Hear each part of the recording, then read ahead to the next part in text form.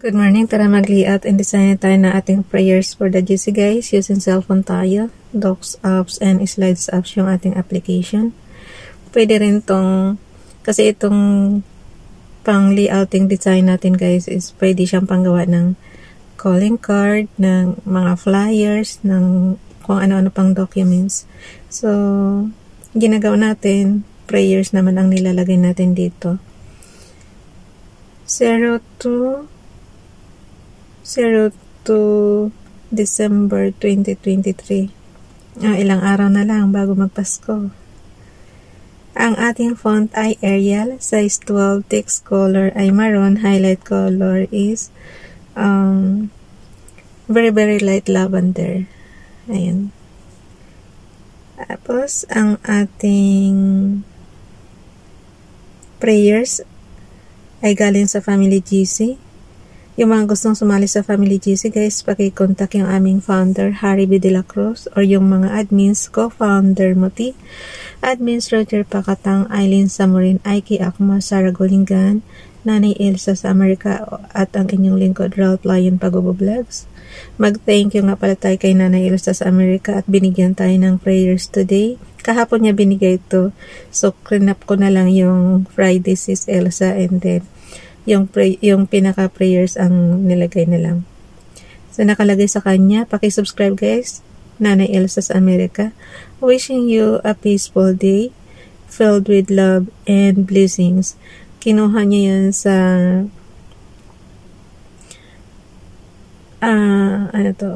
picnics. Ayan. So, yan. So, paki-subscribe guys. Nanay Elsa sa Amerika. Tapos may kinuha rin akong repost prayers natin from Ronilo Ligaspi Vlog. Ito naman yung nakaraang taon, 2022 pa ito guys. Kaya nga repost prayers ang nilagay ko. Kasi na-post na natin to noong December 02, 2022. Nakalagay naman sa kanya, "But my God shall supply all your need according to His riches in glory by Christ Jesus." Philippians chapter 4 verse 19. Light Bible. Tapos, ayun. Subscribe nyo na lang po, Ronilo Ligaspi Vlog. Dito naman kay FB Esperanza Tintero Gutierrez, paki-follow sa kanyang Facebook account. A miracle prayer. I am praying for everyone who needs a miracle. Only God can do the impossible. He can make a way when there seems to be no way. Today, I pray God touches your health, your home, your family, your faith, and your finances. Amen. Thank you. I-prayer nyo to guys. Tapos dagdagan nyo na lang yung miracle prayer ba. Tapos dito naman kay Ralph Lion Pagobo Vlogs, yung Hebrews natin. Ilagay natin dito yung Hebrews Bible natin na verses. Kinuha natin kanina. From photos. Nakalagay sa kanya. Tehillim, tapos open close parenthesis guys, Psalms. Chapter 62 verse 1. Truly many fish waited silently in submission upon Elohim, from him cometh my Yeshua salvation. So, kung hindi nyo maintindihan yung Nephish, yung Elohim, yung Yeshua nakalagay open close parenthesis niya is salvation guys. So, ibig sabihin salvation yung Yeshua. Tapos, yung Nephish, pakitingnan nyo na lang sa inyong. Ay, nakalagay din sa kanya open close parenthesis is in submission. So, yung tingnan nyo na lang sa inyong, sa inyong Bible na ayon sa inyong lingwahe is yung Elohim. So, yun. Kasi yung iba naman meron namang translation naka-open close parenthesis naman siya. So, pag nabasa nyo mamaya sa GC, anhin nyo na lang yung hindi nyo maintindihan. Tingnan nyo na lang sa Bible. And then, dito naman tayo kay Princess Diane Channel. Wait lang ha. Punta muna tayo sa kanyang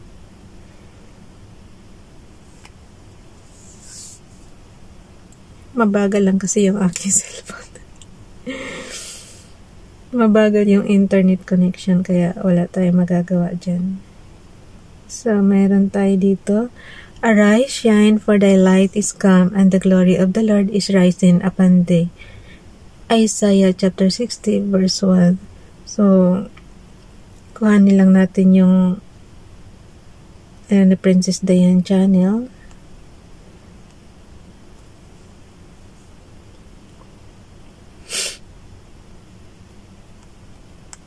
Ang dami na kasi niyang dito. Ito ang kuhanin natin. Yung nasa Batangas siya. Mountain view, yan. Yan, na kayo na magtingin yan mamaya. Libre promotion na rin ng yan. Ng kanilang place. Okay. Okay. So, sa sobrang bagal, hindi na tayo tuloy maubutan na naman tayo nito ng oras. Alam nyo guys, yan lang talaga pinaka-hindrances ko sa madaling araw. Kaya minsan ina-advance ko ng layout ito, kaya lang pagka naman sobrang puyat. So, sa madaling araw lang talaga tayo may time.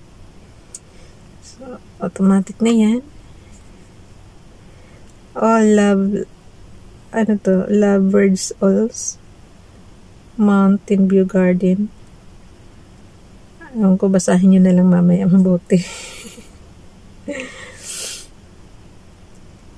Kaya maganda rin yung mga nilalagyan natin ng photos ni Princess Diane kasi nga yung mga background pa niya na kung saan siya minsan Boracay, minsan Palawan, yung magaganda yung mga view.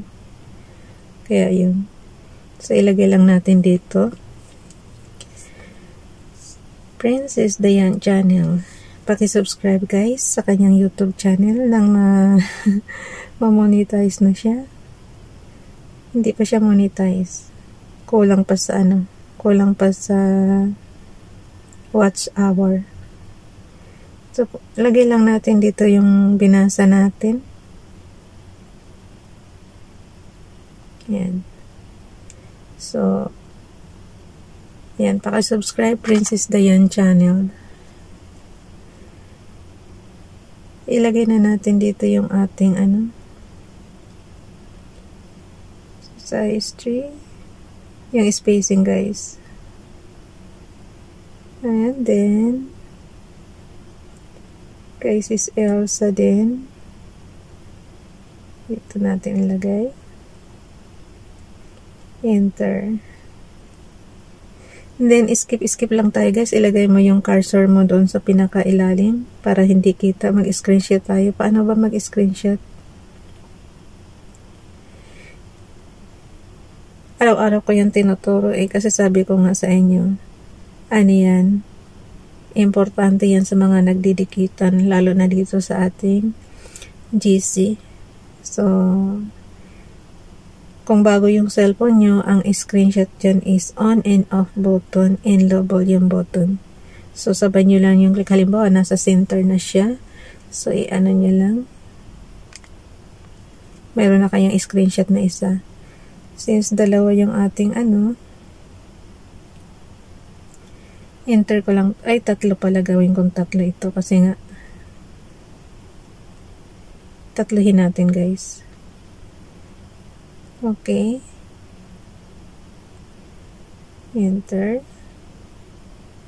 And pagka naman gusto nyong pagdikitin, yung X doon sa itaas ng enter guys na dito sa inyong keypad, ipindutin nyo lang din yan. Tapos aangat na kayo nyan kung saan yung cursor mo nakalagay. So yan. Dito na tayo sa pangalawang page. On and off button and low volume button lang siya. Bilisan na at mauubusan na naman ako ng oras. Skip natin dalawa para magkasya. Kasi nga yung display depende kasi yan sa cellphone guys. Since ang display ng cellphone ko is napakaliit, kaya kung ano lang din ang magkasya. So, on and off button and low volume button. Nasa pag-design nyo na yan. Sabi ko nga sa inyo, menu-driven yan eh. Tsaka user-defined. So, kung ano yung gusto nyo, yun ang masusunod syempre. Yan. Kasi ang commands naman guys, yung mga commands naman dito sa cellphone, para rin computer yan. Kung ano yung in-enter mo, yun ang masusunod. Kung ano yung in-input mo, input-output lang yan. Kung ano yung in-input mo, yan ang magiging output. Yan, gano'n din dito sa cellphone.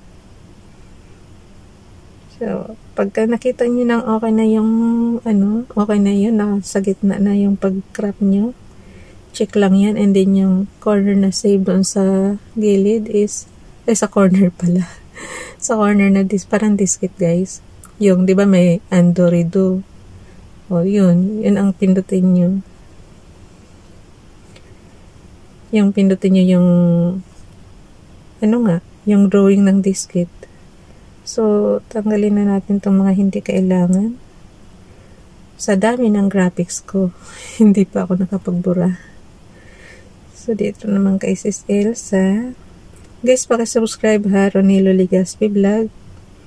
Tsaka Nanay Elsa sa Amerika, Princess Dayan Channel, and Rockline Pabubu Vlogs. Tapos sa FB account naman si Esperanza Tintero Gutierrez, paki-follow na lang.